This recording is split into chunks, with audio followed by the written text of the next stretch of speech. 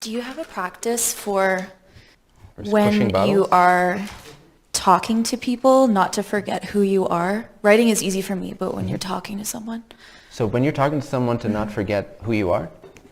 that's Yes. the best way I can put it. Yeah. So ultimately, again, let me write this down.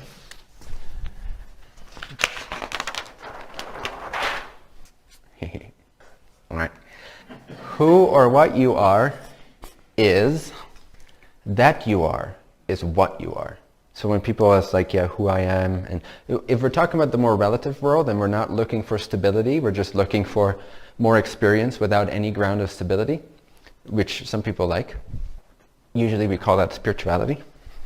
Then this doesn't matter. Like just pick whatever you want. Whatever you want to identify with or believe in, just pick that concept, whether it's a unicorn or a purple-legged creature in space or your uncle's lineage or Native American lineage or your body, whatever you want to choose, you can choose that concept that doesn't exist, right? But if we're talking about the stability of what's really you at all times, all you need to know is that what you are, who you are, is it that you are. How do you experience that you are while you're talking to someone? I don't know. So can you maintain awareness of the fact that you exist? Make that more continuous while you're talking to someone.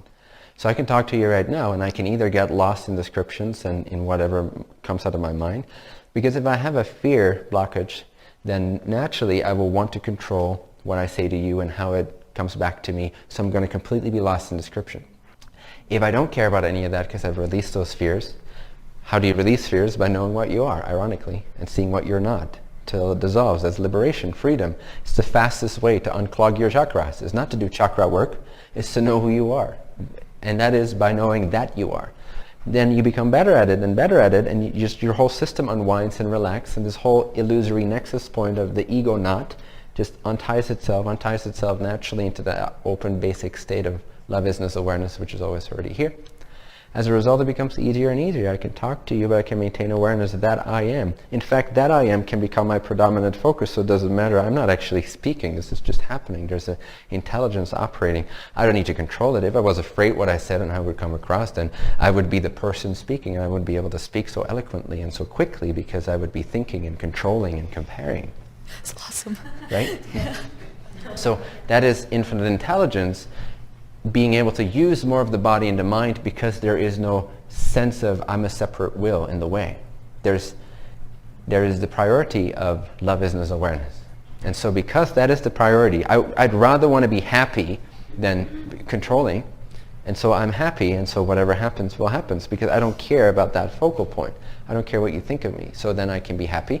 And since I'm happy, things flow because I'm intelligent by nature, by design.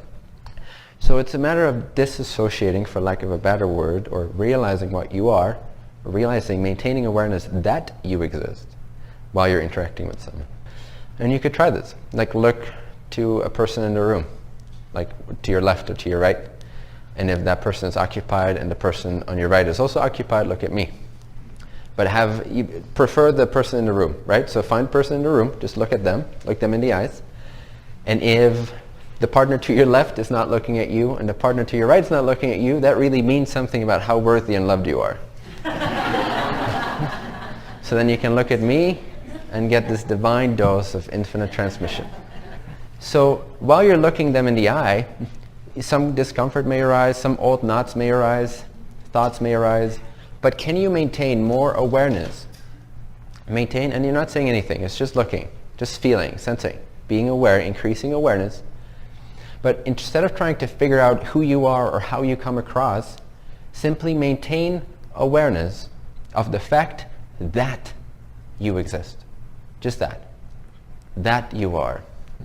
And you can feel the shift. Either you're sort of outward, projecting through the eyes and like trying to connect to them over there. Nothing wrong with that. That's a beautiful stage too.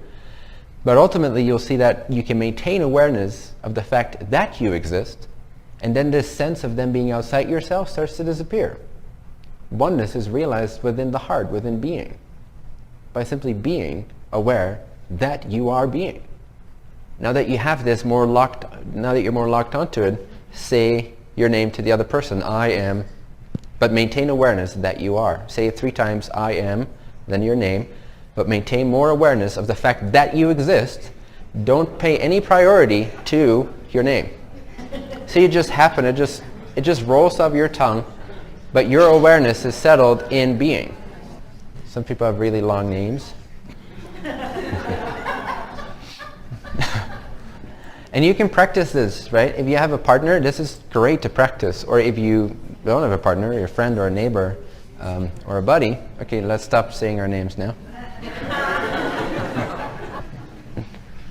This is a great practice because this really brings this out. Okay, let's stop talking now. Everybody face me again, please.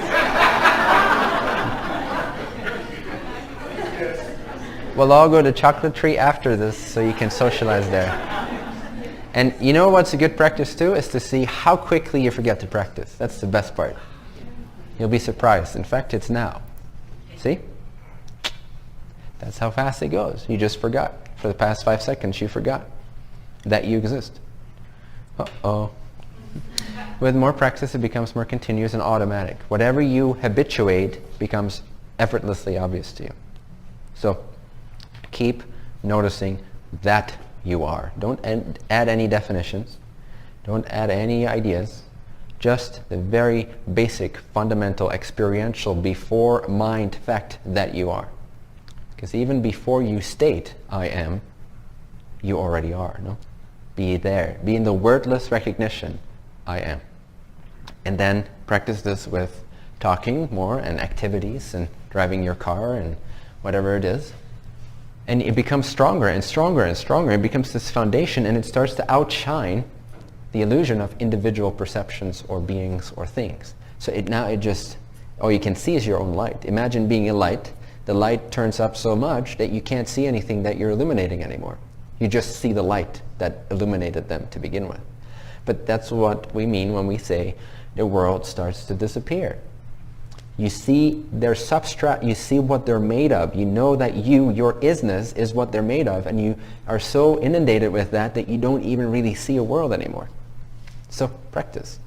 And then what reigns supreme is love, light, awareness, bliss. And infinity, a sense of not being local. And boom, that really opens up the fears and the, if you will, energy centers. When you realize that you're not here, you are the infinite consciousness. This is just a dream. And you can't say that you're here or there or there or there. That's when those fear centers open up. And that's when expression becomes natural, effortless, and intelligent, and harmonious, and connected to the oversoul of this planetary civilization. Now you become a channel / mirror of the collector. So your vehicle is clean, so to speak. There's nobody there trying to control every little thing. You are the emanation of intelligence. Now you can really make a difference, even though you're not really that concerned with it anymore. Because where's the world? There's only love, isness, awareness. But naturally it happens. Like when you're driving your car to your house and you arrive and you're like, wait, was I driving? How did I get here? It's like that. Wait, was I setting up a school to revamp spirituality worldwide? Oh, okay. Whatever. If you say so. I don't experience that without words, sensations, and images. I need to create that as a dream and then believe in it, to give it meaning, to feel like, yes, I'm creating this school. That's not my experience. My experience is love, isness, awareness. And schooling happens, right? Schooling occurs, if you will. But I'm not tying myself to that. Why would I? I feel, ooh. At some point, instantly, it feels detrimental. You can feel the sting of believing, giving meaning. Anytime you give meaning to something, no matter what it is, you give away power. When that becomes obvious to you, this sounds no longer like, well, that's a meaningless, empty world. No, it becomes so real and vivid because you see, evidently, how every time you give meaning to a perception, you literally give your soul away. Literally. But it scares people to think of not giving anything meaning. But it's the most liberating thing. From meaning to freedom.